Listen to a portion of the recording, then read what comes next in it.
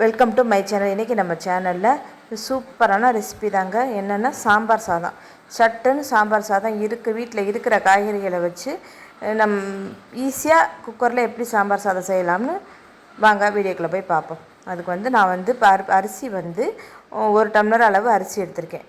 நம்ம எதை எடுத்தாலும் ஒரே இதில் எடுத்துக்கணும். 1 டம்ளர் அரிசினா அதில் 1/2 டம்ளர் அளவுக்கு நம்ம துவரம்பருப்பு எடுத்துக்கணும். அதுதான் நம்மளுக்கு கணக்கு. நீங்கள் எவ்வளோ கூட்டி குறைச்சி போட்டுக்கிறனாலும் போட்டுக்கலாம்.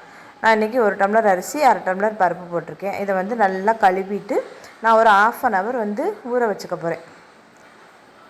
நல்லா கழுவிட்டு நம்ம ஊற வச்சுக்கணும். அதுக்கப்புறம் நம்ம இதுக்கு தேவையான காய்கள் என்னென்ன இருக்கோ அதை நம்ம கட் பண்ணி வச்சுக்கிறோம். கண்டிப்பாக சின்ன வெங்காயம், ஒரு கைப்பிடி அளவு சின்ன வெங்காயம், பச்சை மிளகா, தக்காளி, பீன்ஸு, கேரட்டு, உருளைக்கிழங்கு, அவரைக்காய், கத்திரிக்காய், முருங்கைக்காய், என்ன காய் வேணாலும் நீங்கள் கட் பண்ணி எடுத்து வச்சுக்கலாம். அதை கட் பண்ணி வச்சதுக்கப்புறம் நம்ம ஒரு கடாயில் எண்ணெய் ஊற்றி, கடாயில் கிடையாது, நான் இன்றைக்கி குக்கரில் தான் செய்கிறேன். குக்கரில் எண்ணெய் ஊற்றி எண்ணெய் காஞ்சதும் கொஞ்சம் கடுகுந்தம்பருப்பு பொரிஞ்சதும் ஜீரகம் கொஞ்சம் போட்டு, ஜீரகம் பொரிஞ்சதும் கொஞ்சம் பெருங்காயம் போட்டுட்டு, வெந்தயம் ஒரு 1/4 ஸ்பூனில் பாதி போட்டால் போதும். நம்ம சாதாரணமாக சாம்பார் வைக்கும்போதே பருப்பு வேக வைக்கும்போது வெந்தயம் போட்டு வச்சு பாருங்களேன், சாம்பார் சூப்பராக இருக்கும். இதில் 1/4 ஸ்பூனுக்கு பாதி அளவு போட்டு நல்லா பொரிஞ்சதுக்கப்புறம் கருவேப்பிலை, ஃப்ரெஷ்ஷான கருவேப்பிலை ஒரு கொத்து உருவி போட்டுட்டு, அதுக்கப்புறம் வெங்காயத்தை, பச்சை மிளகாயையும் நம்ம அதில் போட்டுறணும். சின்ன வெங்காயம் போட்டு செஞ்சோம்னா தான் சாம்பார் சாதம் சூப்பர் டேஸ்ட்டாக இருக்கும். கண்டிப்பாக சின்ன வெங்காயம் போட்டே செய்யுங்க, டேஸ்ட்டு வேணும் அப்படின்னா.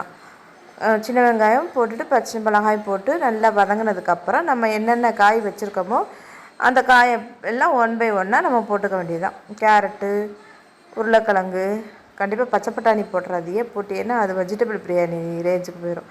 அந்த இதுக்கு போட வேண்டாம். அது மாதிரி கத்திரிக்காய், அவரைக்காய், முருங்கைக்காய் இருந்தால் ஒரு வாசத்துக்கு ஒரு பாதி முருங்கைக்காய் கூட போட்டிங்கன்னா சாம்பார் சாதம் சூப்பர் டேஸ்ட்டு நல்லாயிருக்கும். நான் ஒரே ஆள் ஒரு கையில் வீடியோ எடுத்துக்கிட்டே செய்கிறதுனால கொஞ்சம் அப்போ அங்கங்கே கொஞ்சம் சின்ன சின்ன மிஸ் வருது. கொஞ்சம் சின்ன சின்னமாக இது மிஸ் ஆகுது, பார்த்துக்கோங்க. போடுறது காமிக்க முடிய மாட்டேங்குது. அதை நல்லா வதங்கினதுக்கப்புறம் நான் தக்காளி, மீடியம் சைஸ் தக்காளி 2 தக்காளி எடுத்து அதையும் நைஸாக கட் பண்ணிவிட்டு சேர்த்துட்டு, அது எல்லாம் வதங்குறதுக்கு தக்காளி போட்டோம்னே நம்ம உப்பு போட்டோம்னா தான் தக்காளி வதங்குது. அதனால் உப்பு போட்டு நம்ம நல்லா வதக்கி விட்டுறணும்.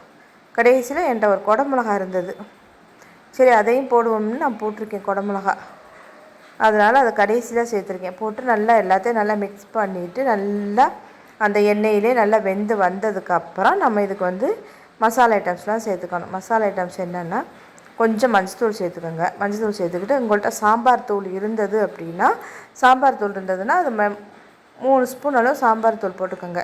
இல்லை அப்படின்னா நம்ம எப்போ உள்ள மிளகாத்தூள் 1 ஸ்பூனு, 1லேருந்து 1.5 ஸ்பூன் போட்டுட்டு மல்லித்தூள் 1 ஸ்பூன் போட்டால் போதும்.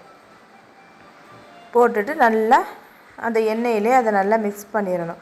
நல்லா எண்ணெயிலே போட்டு கிண்டினதுக்கப்புறம் நம்ம புளி தக்காளி எவ்வளோ போட்டிருக்கோமோ அது தகுந்த மாதிரி சாம்பாருக்கு எப்போ ஊற்றுவோம்ல அந்த அளவுக்கு சின்ன நெல்லிக்காய் சைஸ் அளவுக்கு ஒரு புளியை கரைச்சி ஊற்றிட்டு நம்ம தண்ணி ஊற்றிடணும். தண்ணி எப்படின்னா, நம்ம 1/2 பங்கு அரிசினா அதில் 6 மடங்கு தண்ணி ஊற்றணும். அதுதான் கணக்கு. நம்ம 1 டம்ளர் அரிசி எடுத்துருக்கோமோ அதில் 6 மடங்கு தண்ணி ஊற்றி நல்லா கொதிச்சதுக்கப்புறம் அரிசியையும் பருப்பையும் நம்ம ஊற வச்சு வச்சுருக்கோம்ல அதையும் அதில் போட்டுட்டு, இந்த ஸ்டேஜில் உப்பு போதுமான கொஞ்சம் நம்ம செக் பண்ணி பார்த்துட்டு, பத்தலைன்னா உப்பு கொஞ்சம் போட்டு நமக்கு குக்கரை மூடி போட்டு ஒரு 4 விசில் வச்சு எடுத்துக்கலாம். தண்ணியை கூட வச்சதுனால இந்த மாதிரி குழைய வரும். இப்போ சாம்பார் சாதம்னாலே நம்மளுக்கு நல்லா குழஞ்சி இருக்கணும், அதே மாதிரி கொஞ்சம் லிக்விடாகவும் இருக்கணும். அப்போ தான் சாம்பார் சாதம் நல்லாயிருக்கும் சாப்பிட்றதுக்கு. இதுக்கு சைட் டிஷ் நம்ம வத்தலோ, வாழைக்காய், உருளைக்கிழங்கு, காலிஃப்ளவர் ஃப்ரை இந்த மாதிரி எது வேணாலும் வச்சு சாப்பிடலாம்.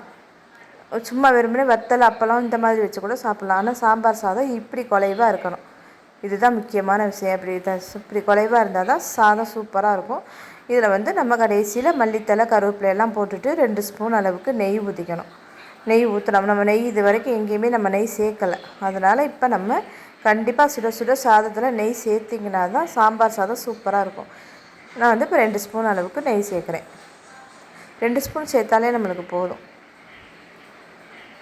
2 ஸ்பூன் நெய் சேர்த்துட்டு நம்ம நல்லா அதையும் நம்ம நல்லா அந்த சாதத்தோடு நல்லா மிக்ஸ் ஆகிற மாதிரி நல்லா கிண்டி விட்டுக்கணும். நல்லா கிண்டி விட்டோம்னா சூப்பராக இருக்குங்க சாதம். இதே மாதிரி செஞ்சு பார்த்துட்டு எப்படி இருக்குன்னு சொல்லுங்கள்.